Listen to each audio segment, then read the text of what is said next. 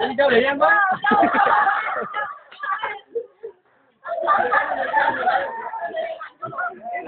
Mình đi quay con. Tao đi đâu đâu. Đây.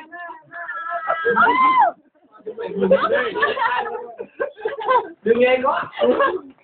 Ôi chị cho tao làm đuôi cả chân. Wow, điều nghề quá. Cố lên, nhanh lên nào. Nào. Bây giờ chuẩn bị đưa 20 rồi. Ai đó? Cô cháu vô địch rồi. Cô cháu vô địch rồi.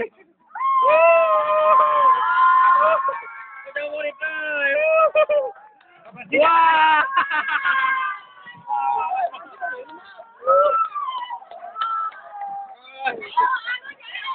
Cố lên em ơi, có nhiều lắm.